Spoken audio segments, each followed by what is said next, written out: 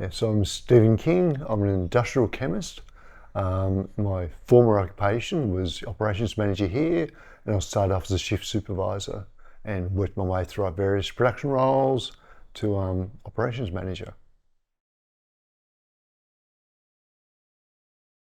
Yeah, so well, I guess as an industrial chemist, the process, the chemical process of making sugar from sugarcane is quite elegant.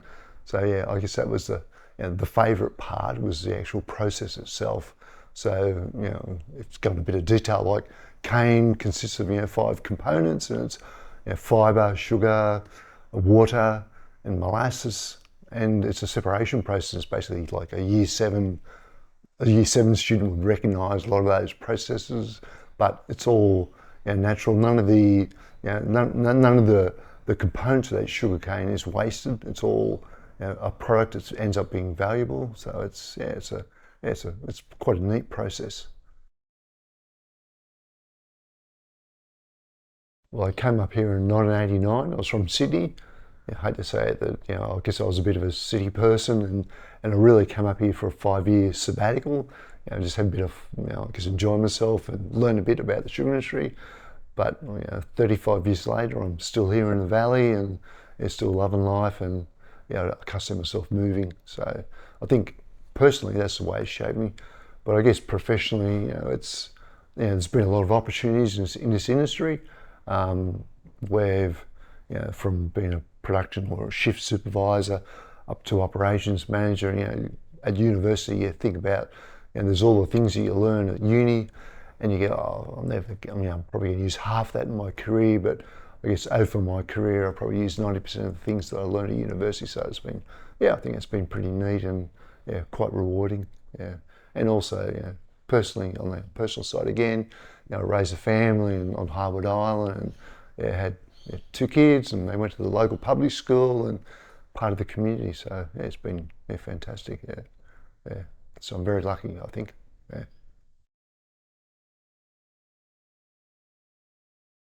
I guess it's pretty unique to have a factory or an industry in an area that's lasted 150 years.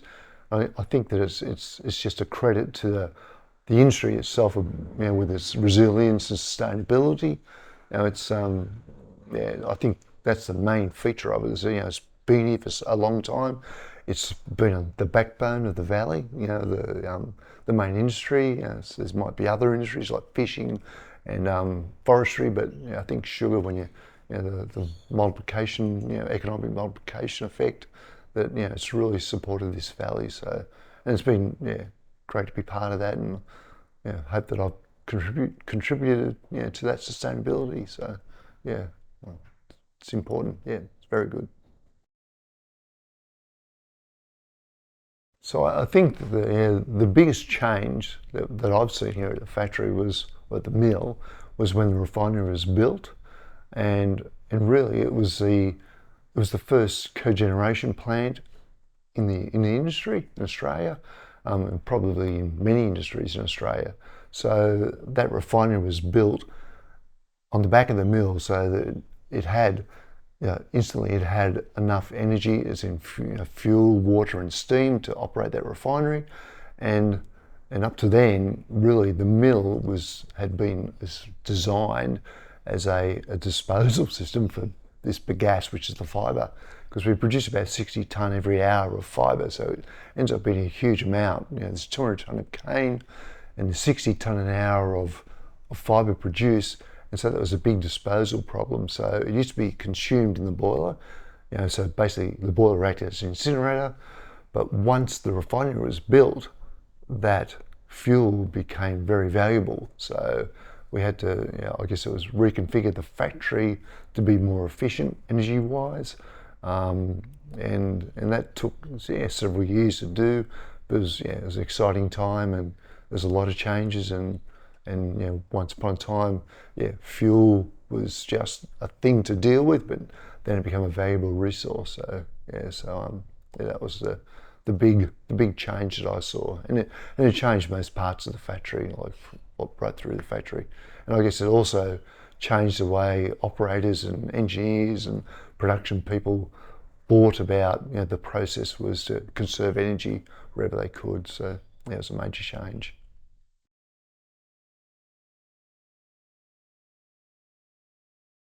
Yeah, the superpower that if I did have one, it would be, to control the weather. And probably the cane farmers tell you the same thing.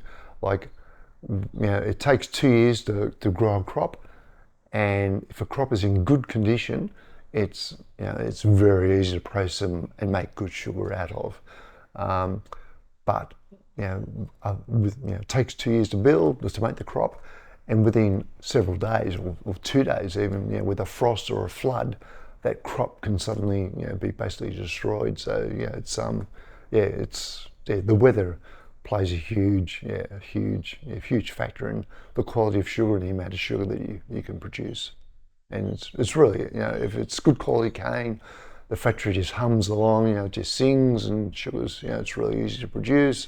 But if you've got a frost affected or a flooded crop, it becomes quite difficult and laborious to make good sugar out of it. So superpower would be weather.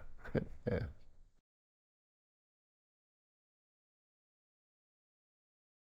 Actually, I guess thinking about it, when I first started here, probably the early 80s and, sorry, late 80s and early 90s, we all the a lot, well, most of the staff used to live here on site in mill houses. Um, so it was a little community to itself, like the engineers, the production people, and the accountants even. We all used to live here, and it was a small community that was quite, tightly knit, and it was good fun. And it was a good support for, the families, who may have just lobbed here from all over the country. So it was a great lifestyle. It still is, but it's a bit more spread out. People live in McLean and Yamba now, but being part of this, community was at Harwood was quite unique. Yeah, and also, so it has the positives. The negatives were that you're so close to work that if there's an issue at work at 2 a.m. in the morning, it wasn't far for you to get called in and deal with that. But but I think the positives outweigh the negatives. I guess the other thing I really did enjoy, and I guess it's I guess, it's a personal thing. Is just it's the people you get to work with here. A lot of them are all, like, old school or old time, like local people, and then there's engineers and production people. But it's just the characters you meet in the factory, and and I really enjoy that. And also, as a production person, I always saw my job as to develop these guys, to give these guys, the operators, the confidence to do their job, because they're the ones that really did the work. But and my job was there to give them the tools to do it, and support them, in helping them make the right decisions and getting on with the job. I guess the big the big job in the factory is actually boiling sugar, and we don't really have, I guess, instrumentation that tells you how the sugar is growing. But there's a few, I guess, indirect methods that we do have, but it's nearly a skill or an artisan to grow the sugar that you get out of your bowl of sugar, your pack of sugar, to get sugar the right size and the right quality. So those guys that boil the sugar boilers, are extremely skillful, and I've always respected those guys and enjoyed the work that they did, and like to have a go myself. Enjoyed it. And one of the things that sticks in my mind is when I first started. So I was from Sydney, and it's like a brand new, basically, been out of university for a couple of years, and there was guys who worked in this factory who'd been here for like 30 or 40 years, and I remember there was a certain fugleman, and Danny, and I remember at 2 a.m. in the morning I used to walk past his station, and his station would be humming, and he'd be producing sugar, it'd be good quality, but he'd be sitting there in his control room, and I'm going, I'm certain that Danny's asleep, and I remember sort of, happy. I said, Danny, you're not sleeping. And he goes, no. So I've got my cap on, I've got it on loose. So he said, as long as I've got my cap on, you know I'm not asleep, because if I doze off, my head drops, cap falls off, and I'll wake up. So as long as I'm just resting my eyes, just trust me that I can hear it and I know what's going on, and I'll do my thing when I have to, and just carry on king. So it was, but there's characters like that all over the factory. Yeah.